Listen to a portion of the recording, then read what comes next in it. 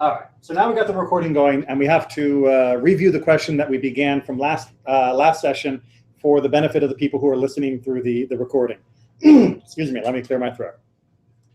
The question that came was, at the very end of chapter 5, Mishnah 5, it says that if you have 36 judges who vote for conviction and 35 judges who vote for acquittal, then the arguments have to continue until someone among the group that were voting for conviction changes their vote for acquittal.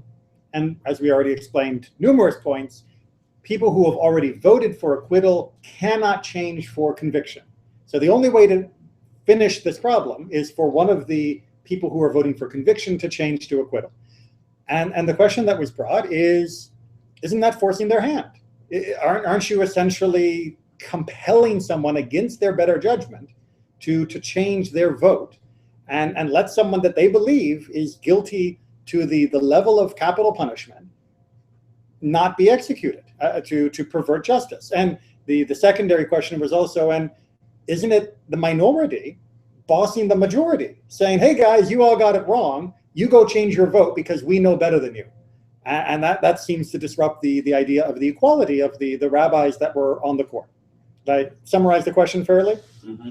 Okay. So the reason why I wanted to capture this for the recording, because it'll lead into this week's discussion as well, is execution figures prominently in the Jewish legal code. When you read through the Torah, people are being executed for many different crimes.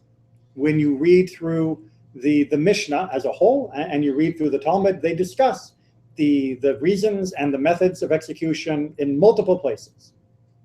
But when you read through the description of how the trials take place, something becomes really, really apparent, which is that the rabbis did not want to execute anyone that they didn't have compelling with a capital C evidence for that execution.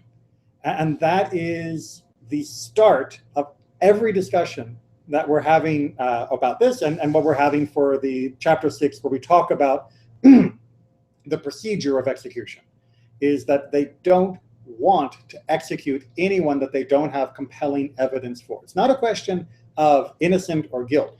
That's something that ultimately only God will know. But it is, if they are going to take a life, they need compelling evidence. With that in mind, we can begin to understand why they said, if you vote for acquittal, you can't change the other direction, because we want to protect the right of the accused not to be executed erroneously, or because of a steamrolling, or because of a rush to judgment by the community. And you can also understand why, if you haven't reached a 2-person majority, the court has failed to make the case that this person should be executed. And because the court has failed, already those who were voting for conviction are wrong. It's not the other rabbis telling them they're wrong. It's they're wrong. It's what's that? Process. The process has rendered their opinion invalid. If they were right, at least one more person would have agreed with them.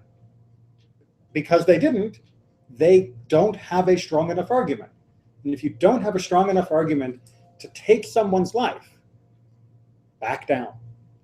You're not caving in, you're not giving up. You need to recognize that what you thought was compelling was not quite compelling enough. It was close, 36 to 35. The majority of people even agreed with you, but you need more than just a majority to take a life. And that's why the Mishnah makes such a big difference. It's between a capital case and other more mundane type cases. When you take a life, you have to be absolutely sure. You need that extra precaution, that extra buffer. And that gives the court the authority to keep arguing until someone recognizes the flaw in their logic that led them to vote for conviction, because clearly there wasn't enough evidence to actually convict, at least to the extent of a capital case of an execution. If they were right, they would have won. I mean, it comes down basically to that. And there's an underlying epistemological and theory of jurisprudence issue here of, it's not a question of what actually happened, what actually was right or wrong, that there's no objective capital T truth that we of humanity have access to. There's no answer key for the court to check whether they got the right verdict or not. The verdict that they reach is the right verdict. And in this case, they failed to reach the verdict of guilty or executable.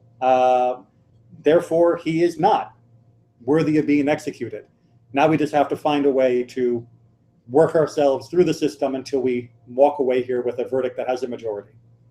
But they've already failed to reach a verdict of execution. So that door's closed. Now we just have to reconcile it. Does that give some explanation? It's hard because most of the time we like objective answers. And the idea that a majority of people would think he was guilty and a minority would think he wasn't, even if it's just a difference of one, we think, okay, fine, so he must have done something wrong. And how can you tell me to change my deeply held analysis that this person is guilty of a capital crime and worthy of execution? Well, I can tell you that because if it was a good enough argument, there would have been at least one more person on your side. So there's a flaw in your argument that 35 people saw, and you haven't seen it yet. So let's talk about that. But your argument is flawed, prima facie, without doubt, because our process says there has to be a majority of 2. That make sense? Okay, so let's get on to chapter 6, which I'm sure we're going to raise more questions along the same line, where we actually start executing people. Because as difficult as Judaism makes it for someone to be executed, the standard of evidence and testimony and the trial being so high that we've already discussed, you still can execute people. If someone has committed a crime in such a way as to meet the evidentiary and court proceeding process, that level of caution, and they are found guilty by a majority of 2 or more, they're going to be executed. And that's where we pick up in chapter 6. So it's not that the death penalty is off the table. It's just a very high table. Good? Good. I need a reader. 6:1. I'll read. All right, yeah, thanks. When the trial is completed, the condemned is led forth to be stoned. All right, so notice what we've already got here. It's immediate. It's immediate, exactly. As a professor of mine in graduate school, political science, he was a foreign descent, and he said, in my country, when someone's guilty and they're going to be executed, you find them guilty in the court, you take them out back, and you shoot them. That's the way you do it. There's a little bit of a difference here. It's not quite that summarily carried out, but if the court has found him guilty, there is no appellate court. There is no appeal court. The court's verdict is truth for the community. It is the reality of the community. This person is guilty of the crime. They will be executed unless we have new evidence. And that's what we're going to start to work with. So keep going. The place of stoning was outside of the court. As it is says, bring out him that has cursed. Which is from Vayikra, from Leviticus, which we just read a few weeks ago. Right, so the bring him out implies that the execution doesn't take place in the courthouse, not at the foot of the Beit Din. It takes place outside. Keep going. A man was stationed at the door of the court with a handkerchief in his hand, and a man on a horse was stationed at a distance, yet within sight of him. All right, so let's make sure we got the diagram here. So we're going to just use the good old Greco-Roman design because it's easy. There's our courthouse. All right, that's about as good as I can draw. And we got a guy out front, and he's got, hold on, I've got colors now. He's got a little handkerchief in his hand, right, a cloth. And we've got someone else, let's see how well I can do this, right, on a horse. That's the horse. Here, it's got a tail. And he is over here just able to see the guy with the handkerchief. We got it so far? And the place of stoning, well, that's going to be over here. X marks the spot. Got the picture? Keep going. Okay. If one says, I have something further to state in his favor, he, the signaler, waves the handkerchief, and the man on the horse runs and stops them. Okay, so along comes someone else, a new witness, the Perry Mason thing, shows up at the last minute and says, wait, I have new testimony that will help exonerate the man. The guy with the handkerchief goes, wait, and starts waving the handkerchief, and the guy on the horse goes, yeah, and gallops off to get here before the execution takes place. So they're all walking with the condemned man, and these guys are waiting as the last minute appeal. That's what we do nowadays, with the phone or the telegraph or all of those things, to give that last minute reprieve. That's what we're talking about here. But the last minute reprieve will be triggered not by the clemency of the governor, but by new evidence, new witnesses. Notice what doesn't happen here. The guy with the handkerchief doesn't say, well, what's your evidence? I will think about that. No, it's like anyone can mess up, say, oh yeah, I have something in order to postpone. Read the next one. That's it. And even if he, the convict himself, says, I have something to plead in my own favor, he is brought back, even 4 or 5 times, providing however that there is a substance in his assertion. All right, so even the condemned man himself, on the way to death, can say, stop, I just realized I've got something else I can say that will help clear my name. And so, wow. Almost took out the Feel phone. special. Okay. Even the condemned man himself, while they are leading him out to be executed, can say, stop, I've got something new to say. It's new information. I should have said this before.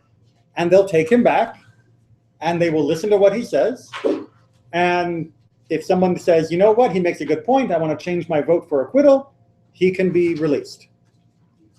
4 or 5 times, over and over, this can happen as long as, when it's the convict, he's got something worth saying. So after a while, they're going to say, wait, you got anything new? Or are you just going to keep coming back and saying the same thing again? But if he's got something new to say, we don't say, you should have said it during the court, too bad, you're out. We take him back. But if the person, The chief. no, the other one, the guilty one, okay, Yes, all right, the convicted the person. convicted one is in the X, correct? Yeah. So how can they know the person with the hand, not the other one? That's what the horse is for. But the horse is near the house. And The horse is just able to see the handkerchief guy. So you've got the guy at the court, right at the case. so it's more in the middle. Yeah. It's in the middle. It's my drawing. So yeah. Okay. Here we'll do the. There's distance here, right? It's Okay. n meters. Okay. He's at the edge of vision, so that he can see the handkerchief and he can get to the execution as quickly as possible. So the guilty one is in the X. I have something to say. So the horse They go go back all the way back. They walk, everybody, the whole court. because the court is where in the house. The court's with him. With The court is coming to the execution. So why do you need the guy with the handkerchief? In case someone If shows someone up, a new comes witness, there. a new witness, because where's the new witness going to come? He's going to go to the Beit Din. He's going to go to the building. He's not going to go to the execution spot. He doesn't know. He just got back from his trip. He's coming in, with the camels behind him, and they say, did you hear that Joe was convicted of murder? They're going to execute him. He goes, Joe, no, that can't be true. He was with me. And he runs, to the court. That's the issue that's being here. Make sense? I think I understand why the man in the handkerchief doesn't have any opinion. The only thing he has is to wave the handkerchief. Yep. Because otherwise you make him the judge. And the executioner. And yeah. Exactly. So he's just there in case somebody shows up, and that's it. Exactly. And if the guy shows up and says, I've got new testimony, and all the court comes back and everything is there, everybody sits down, and he says, I think da-da-da-da-da, and they say, that's nothing.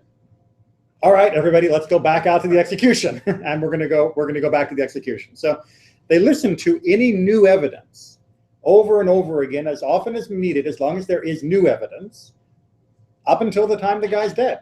And as you can see, the care is placed on the side of saying, until he's dead, there's a chance that there may be a new bit of evidence that overturns our current understanding. I see some reference, some explanations, but can you talk about why stoning seems rather a gruesome way to go? So I mean, they had knives, they had a bunch of other things, ways to do it. So, because the Torah says so, is the shortest answer. Right? The Torah specifically lists stoning for certain crimes. It specifically lists beheading for other crimes. It specifically lists burning for other crimes. We're going to talk about these because there is more to it than movies make it look like. It is not as gruesome as you're going to see, although it is still execution. And to be honest, we shouldn't pretend that electrocution, gas chambers, or lethal injection are so much more dignified and civilized than what was done here, especially as you'll see, the way that each were carried out were done to minimize the suffering of the convicted within their own frame. So stoning, as you're going to see, is done not like, if you've ever seen the movie Life of Brian, it's not with a bunch of people throwing rocks. That's not the main form that stoning takes place. And burning is not the tie her to a stake and put wood around the bottom, and that's the main way that the burning takes place. We'll get there when we get there. So I'm just throwing my opinion of what I'm picking up from the stoning. Why stone instead of taking the knife and behead or whatever, you know? My opinion, I think, is because God really wanted to show people, the Israelite, and I'm not trying to sound horrible or evil. I'm going to say it, but I don't want to upset you. But I feel like God did that on purpose, is to get people to really watch and see the intensity of the pain of how horrible that sin was on that person crime. Because you didn't take a knife and they're gone, or take a gun and shoot them in the head, but there was no gun back then. I believe God did not want a quick death. So as we're going to find out from later Mishnayot, no.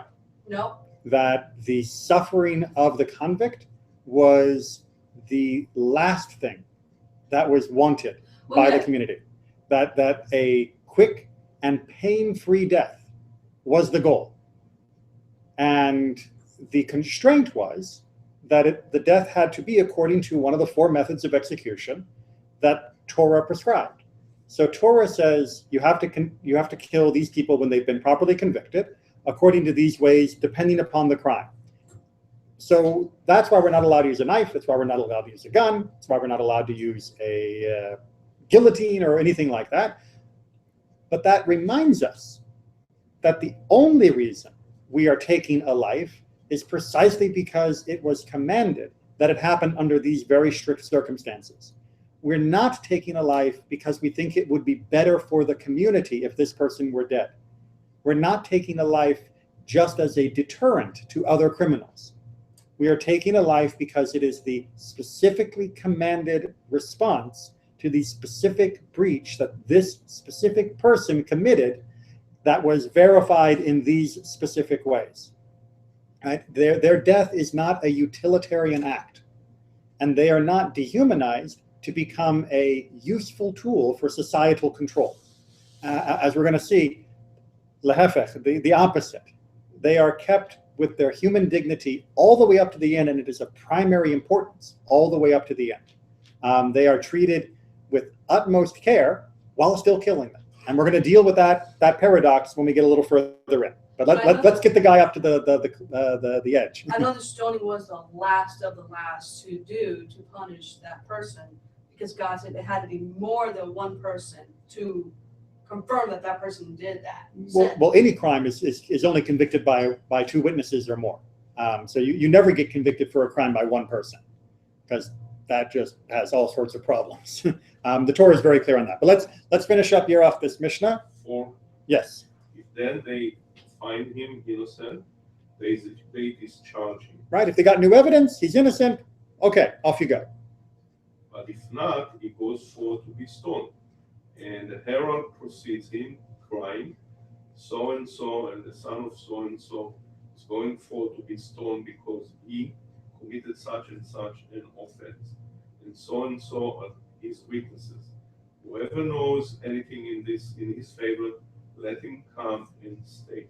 All right, so you might be familiar with the gruesome history of public executions that were very common throughout Western Europe, as well as the United States, all the way up until the 1950s and 60s in some places, where let's all go watch the hanging was a popular pastime. And of course, the brutal drawing and quartering in England and other things is terrible. This herald is not calling out to people, come and watch so-and-so get his comeuppance. He is saying so-and-so is about to be executed for such and such a crime, and these are the people who we have listened, whose testimony we have listened to convict them. If you've got anything to say about this, Please come. Yeah. Now. Right, so remember, they're mentioning the witnesses because if someone says, how could he be the witness? I was with him at poker night. He can't be the witness. That would invalidate the testimony, and of course that would exonerate the victim or the convicted man. But in some ways, targeting the witnesses. He's saying to the rest of the community, you see, because the two people, this guy is dying. Yes, only because. Yeah, so it's not a way to that maybe someone will take revenge on them or like. So you want a secret court instead? A secret trial? No, that the witness will be maybe secret, that no one will know who were the witness. You see any potential problems with that? You have 73 people there. Like, But remember, the testimony is the only evidence allowed. The only counter to the testimony of two people is someone else able to say they weren't there. They can't give that testimony, or that testimony is flawed because I was standing over here and I saw something different. So you're right, that the potential for revenge is always there in any society. The potential for revenge against the judges who convicted the person is always there. But the justice only happens because it is open. And that's something that is very, very explicit throughout all of Sanhedrin, is that there's no such thing as a secret trial. Not for the protection of the community, not for the protection of the witnesses, not just because we really, really don't like this guy and we want to execute him. It's justice happens because everybody participates. And if they don't participate, then we're in trouble. I think also this last chapter 5 enhances what you said, that the main idea was to try to acquit a person or to do as much as possible to acquit, and this comes with that. Right. So it's a wonderful example of an inductive reasoning system that is self-critical, and that's really fancy and philosophical. So inductive reasoning means you make your decisions based upon the pieces of evidence that you have accumulated, which taken together indicate a certain outcome. Right? We've got this evidence and that evidence and this evidence, and that indicates this. But unlike deductive reasoning, which is the real A equals B, and like we all did geometry proofs and stuff, right? That's deductive. You have a limited amount of variables, a limited set of rules, and you can always come to a conclusion. That is, if you did your steps right, 100% right, and any new additional information can't change it. Inductive, new information can always change the conclusion, because it's not built around the idea that we have an exhaustive list of information.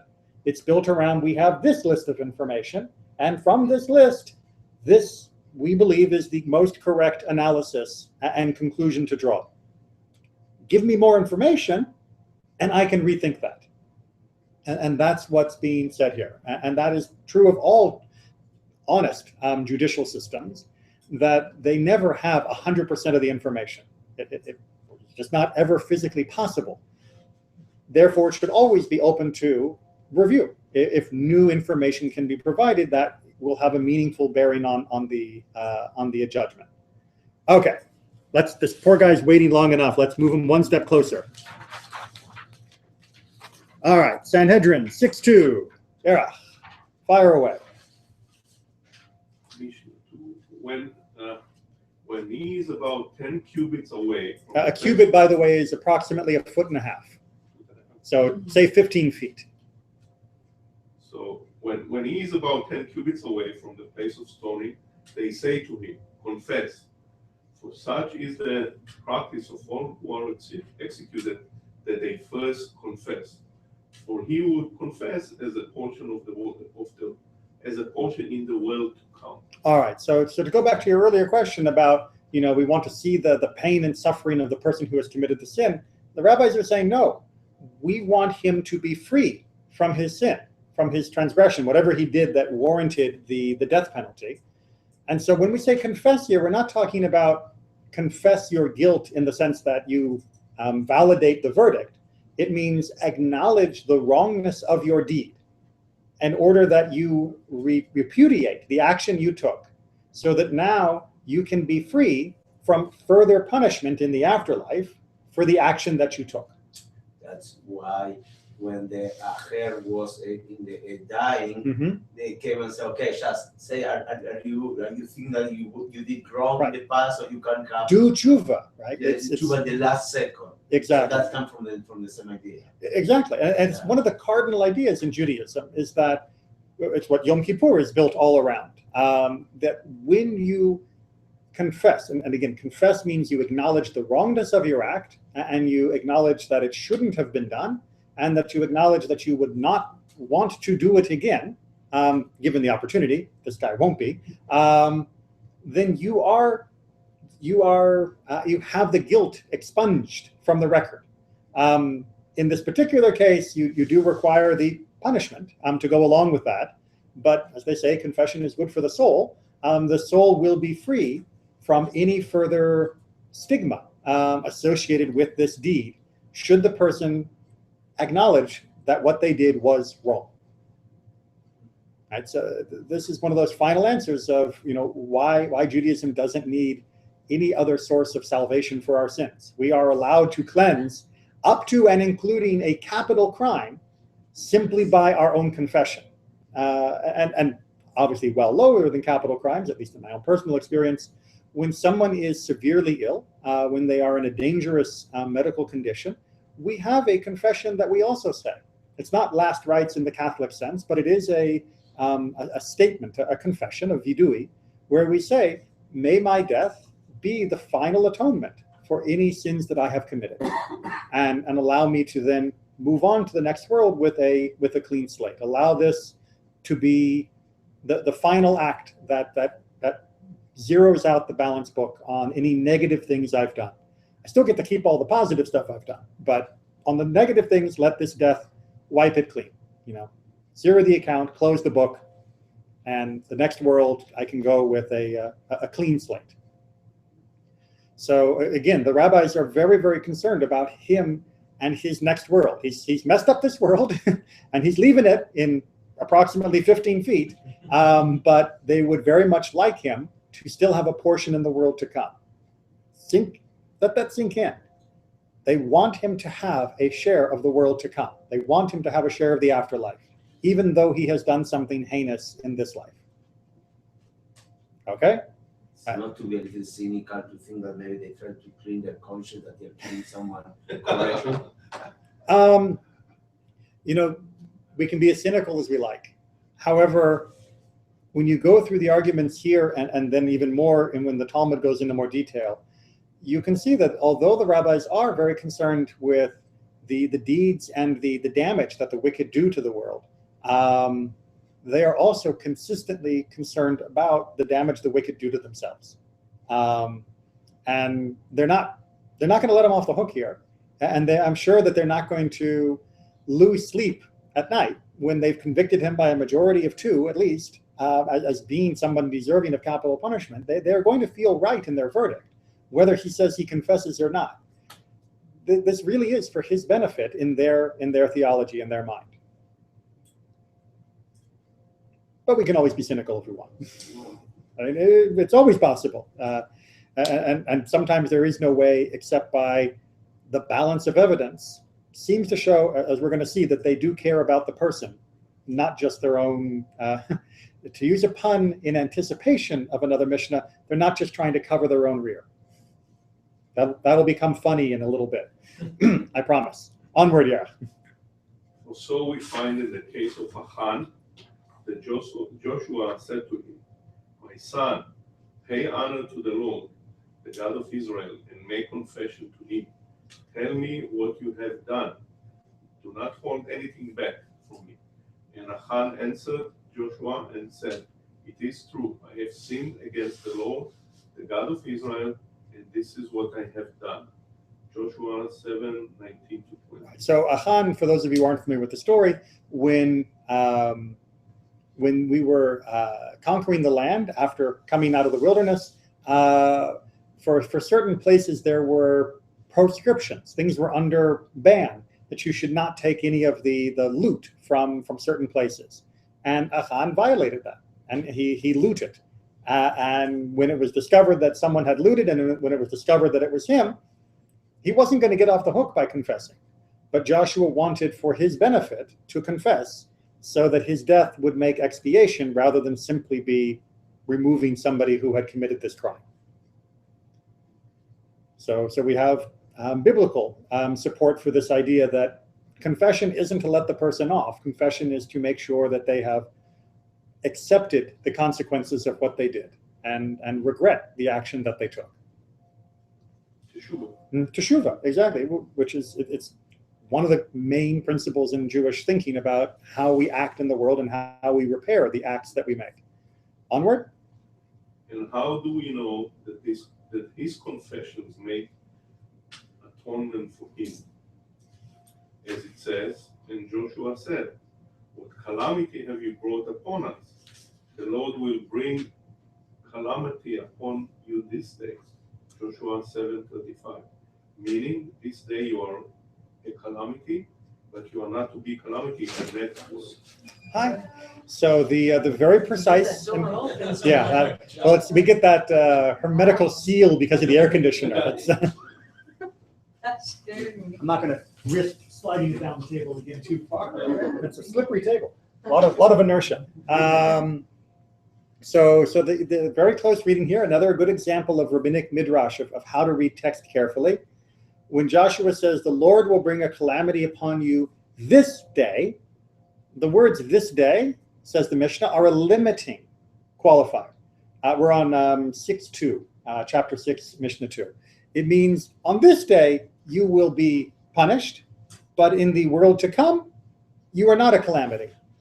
It's this day and only this day, not forever. Right? The concept of eternal punishment and damnation is used occasionally in rabbinic texts as hyperbole, but when it comes to legal texts, the rabbis are consistent that eternal punishment doesn't really happen, that there is temporary punishment in the afterlife if there is any outstanding debts, but there is not permanent punishment. And what's being said here is that if you accept and confess what you did was wrong, then even for something as bad as violating one of the major statements God made about the conquest of the land of Israel, you will be punished today, but you will not be punished in the afterlife. You will not be punished in the world to What come. about Hitler? Yes, we're going to have to deal with that at another time. But the short answer is, had Hitler publicly and convincingly declared that he regretted the deeds that he had done, Jewish law would say, yes, he would be exonerated in the world to come from the deeds that he had done. Now, he may not have a share in the world to come, given that he may have no redeeming features whatsoever, but he would not necessarily be punished after his death at the end of this life.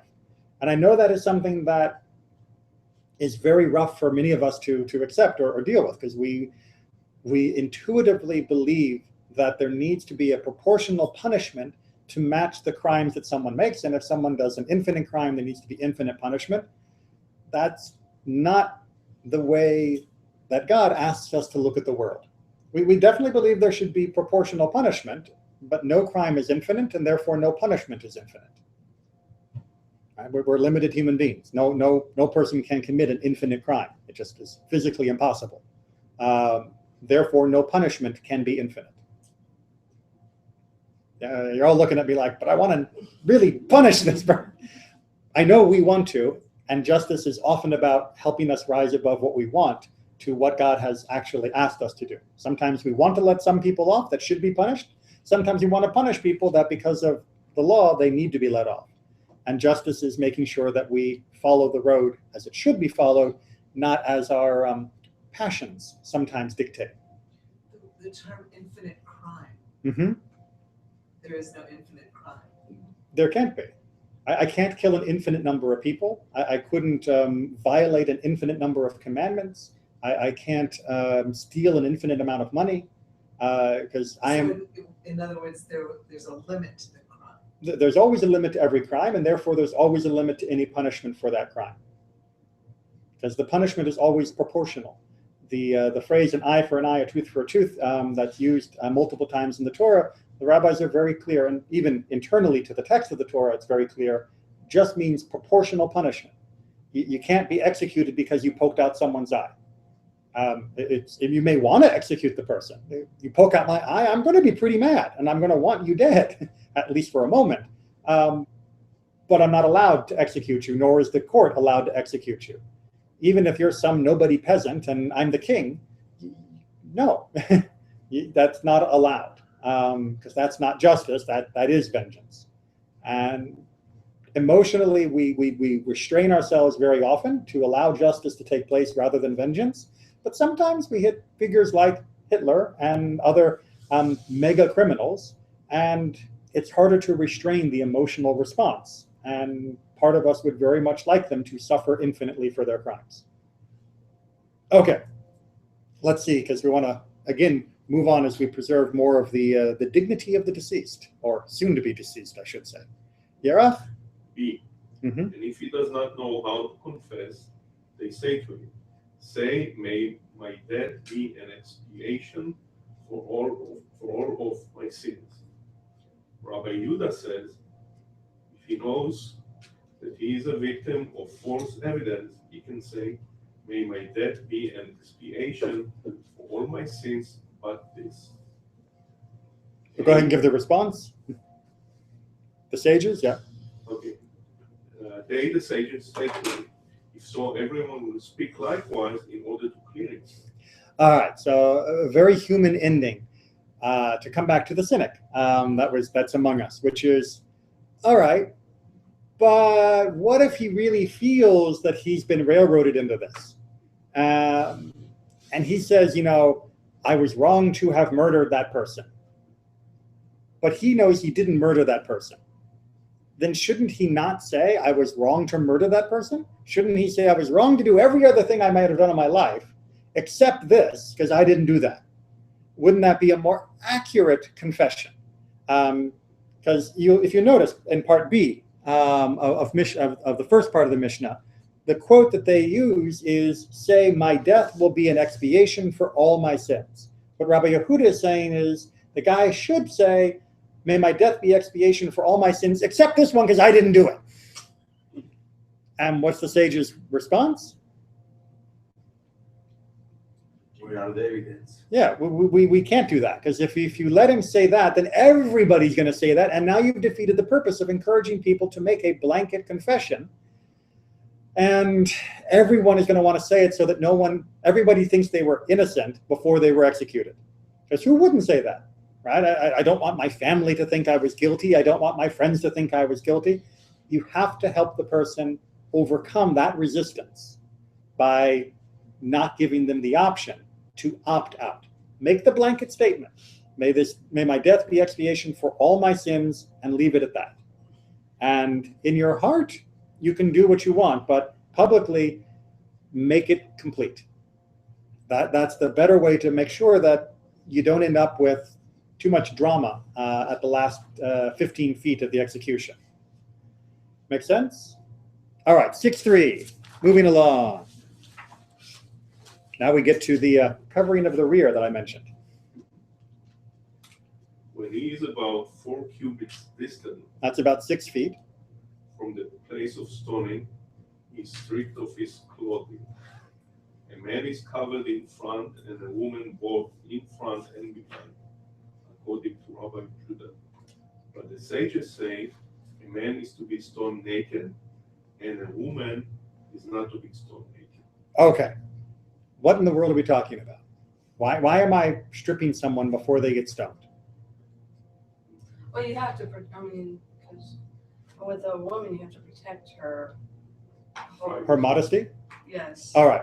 So the issue is of modesty, which is why Rabbi Yehuda says that a man is covered in the front, meaning he would hold a small piece of cloth in the front of his body, and a woman is covered in the front and the rear, meaning she would hold one piece in front and one piece behind. What?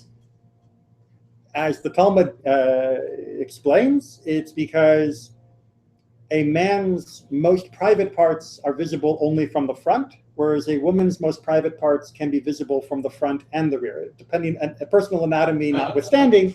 And I'm not going to draw a picture of this. I know everyone loves my illustrations, not for this one, but that's the explanation that's given in the Gemara. Is that What about her chest? that's not considered to be the place of most private part. So Rabbi Yehuda says that it should be done in that way, which means naked except for covering the most minimal parts. And the sages say, no, a man should be naked, but a woman should be executed while clothed. So what are they debating here? What they're debating here is what is the most important kindness we can do to the person who is about to be executed. And this is where you have conflicting values. So there's two things you want from your death, right? And this goes for all of us, whether we're being executed or not. We want a quick death, right? And a quick and painless death, and we want a dignified death. And I think that all of us could agree those are two things we would want when we are about to die. We have a dilemma here. The more dignified your death in this moment, the more painful it's going to be. Because your clothing, again, we're not talking about t-shirts, we're talking about wool or linen robes, is padding. And that will absorb some of the shock of the stone, and you will die more slowly. It may only be a matter of seconds, but it will be some distance more slowly, or some bit slower than if you were not wearing it. And so the idea here is that being stripped will provide a more expedient death, but it'll be a more embarrassing death. On the other hand, being clothed will be more dignified, but it will provide for a slower and potentially more painful death. The conclusion of Rabbi Yehuda is speed is everything, and you can minimize the embarrassment by covering the minimal area. And the sages say, well, you know, for men value the speed of the death more, but women value the dignity of the death more. So men go down naked, women go down clothed, because they would rather suffer slightly longer in the death than they would to suffer the ignominy of being exposed to the entire community when they are executed. And in the Talmud, very tellingly, this whole argument is explained by the phrase, Ve'ahavta l'reyecha kamocha. You will love your neighbor as yourself. And they say, even in death, you should choose the best death for your neighbor. That you should try to figure out what is the kindest way to execute the person. Here we have conflicting views, that you can't be 100% perfect in both dignity and speed. And so they try to balance it out as best they can. And that's what the argument is. My question is, when the woman is being executed or stoned, would she be stoned privately in the public, like with around women and one high priest or somebody? No, it was a court proceeding. Like with the whole crowd? Yeah, you don't get it behind the closed doors. Everybody has to be there to make sure that it happens appropriately. And we're going to get to the details of how that happens in just a second, which again is not what you see in movies. And everybody participates. It's not what you see in movies. We're going to get to that. Right. I know I keep teasing that out, but it's one step at a time, because as soon as I tell you how it actually happens according to rabbinic law, you're all going to freak out. And it ruins all the movies once you realize this is the way they believed it. But just let that sit for a moment. We can argue at length about which is better, dignity or speed, and all of that. And the Talmud does go into more detail on that issue. But think for a moment about the culture, the value that is being exemplified here, which is we know that because of this very high standard of judicial evidence and testimony, the person is guilty beyond even anything like a shadow of a doubt. We've given every chance for appeal and callback for additional evidence, even from the convicted person himself. We've now reached the final stage, and we're going to execute them, but we are still concerned about their dignity and about their suffering as we take their life. It is not something we do casually. It's not something we do callously. It's not something we do in a way that humiliates them. We are surgeons, and we are executing them according to the law, not according to vengeance. And therefore, they must have as much dignity and as much humanity and as much of our love up until the point that we have taken their life. And that I know seems like a paradox because we like to hate criminals. But the Mishnah is saying you execute them without hating them. You are concerned for their welfare right up all the way until their death, because they are still human beings. They still have a soul. They are still members of our people, and we are executing them because that is the law, and they have clearly, with all that evidentiary barrier in place, they have clearly violated it. Therefore, this is the correct and just response, but they do not lose their humanity just because they committed the crime. Right? And that's heavy, because that's not been the opinion of most global societies. Okay, let's move on. Time for the death. The place of stoning was twice a man's height. What? The place of stoning was twice a man's height. What do we? But what? Why do we need elevation for stoning? Why do we need? For a To quicker hit the gravity head, fall. maybe. So you- For a better gravity fall? Exactly. How is he being stoned? This is the stone that will kill him, not rocks. The earth is the stone. You tell us this. That's I remember high you enough. telling me this. Only twice the height. 12 feet? Oh, back then, 10. Well, 10 feet, 12. But see the way it works. Okay. One of the witnesses pushed him by the hips so that he was overturned on his arm. Okay, so the idea was you don't just say jump, which you're right. If somebody jumps down 10, 12 feet, they're not likely to die.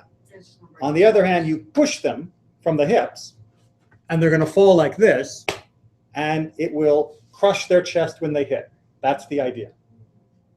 Right? It's what's that? Or their head, exactly, or snap their neck, or any other way that the impact should, on average, kill most people. That's the idea. But keep reading. He was then turned on his back. That is to say that the body, Yeah, after he fell. right? If that caused his death, he had fulfilled his duty. But if not, the second witness took a stone and threw it on his chest. All right, so if he's not dead, he fell, and for whatever reason, the impact on his chest and face didn't kill him. You roll him over, and the other witness comes. He picks up a huge rock and thunk, throws it on the chest, right? And that should finish him off. Should finish him off. Keep reading. We'll deconstruct this in a moment.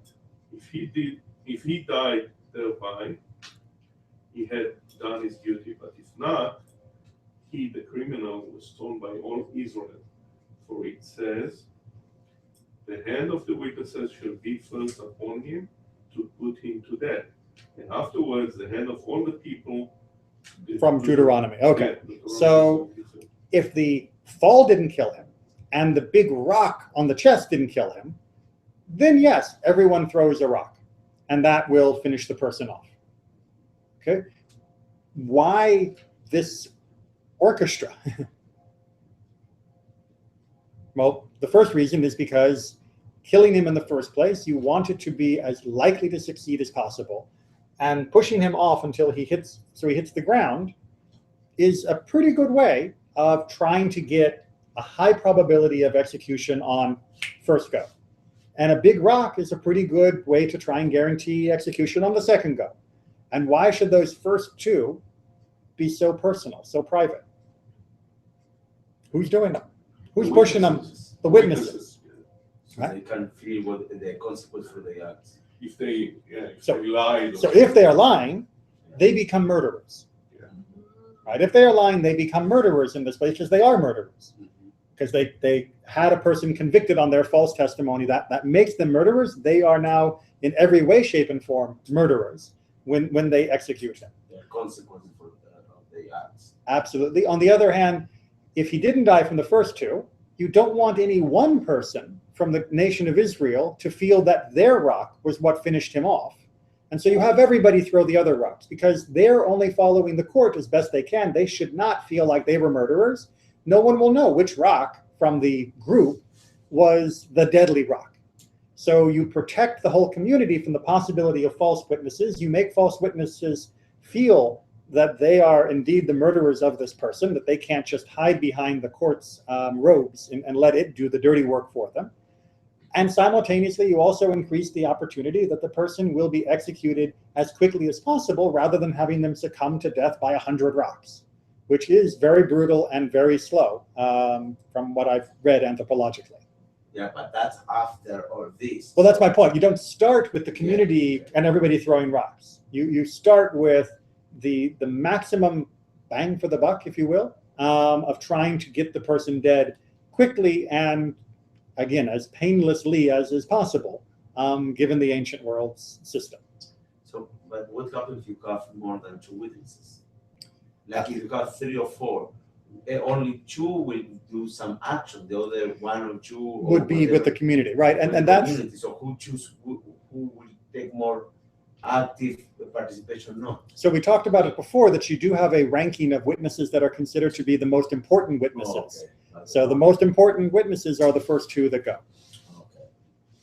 So there is a gradation of testimony of who was the most important witness and who was second, and then the rest. I have a question.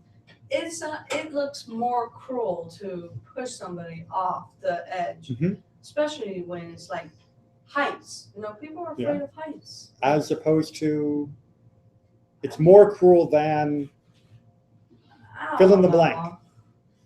more cruel than just throwing rocks at them. Yeah. Having It's been more, it's having torture to been- me if I were to be forced to fall off the cliff. having been hit by 1 thrown rock in my life. Oh no, sorry, 2, but separate incidents. It really, really hurt, and obviously I didn't die. The idea that it would take possibly 50, 100 of them, Maybe, that would be just torture without end. So killing someone with a likely good first blow. We're not talking about leaving this guy up here for months.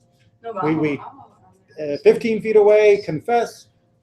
6 feet away, the clothes are removed, and then boom, off you go.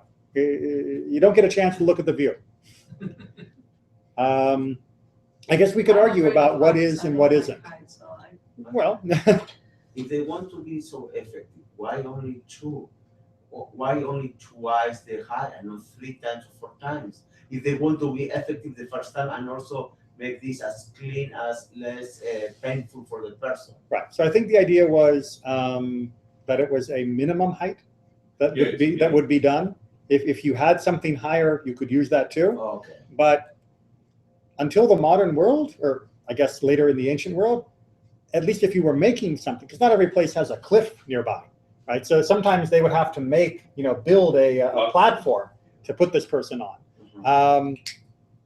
How, like with building a sukkah, what's the minimum height that we have to build? It's hard to build up unless you're building a permanent building. And I don't know that you want to have your permanent building be the place they throw people off of. So unless it's a natural feature, a cliff, this is going to be man-made. And you need a minimum measure of how high because people will go to the minimum if they can. Because it's hard to build up. Yeah, but if you want, like as we say, that everything was in order to concern about the welfare of the person and will not suffer, if I can achieve the goal that really to protect the person will not suffer, I will build 3 or 4 times. I know that you will die immediately the first More time, likely. not with a stone or stones in plural. It is a good question. I can hypothesize that higher up you go, the harder it is to control the fall, so the person might hit their leg rather than their chest. Perhaps people were not as hardy, we're tough now, and maybe they died more easily from the falls back then than we might imagine now. I'm not 100% sure why they didn't necessarily say it should be higher. And maybe they meant by the minimum of twice a person's height, maybe they had in mind more than we expected. I know we may be thinking 10 to 12 feet. Maybe they thought, 2 stories, like 2 stories of a building, which is more than, like 2 stories of a building is 20 feet in the modern construction. So it may be a matter of a small difference. Okay, but we're not done yet. We're done with the death, but we're not done with what happens afterwards. Keep going. All were stoned and afterwards hanged, according to Rabbi Eliezer.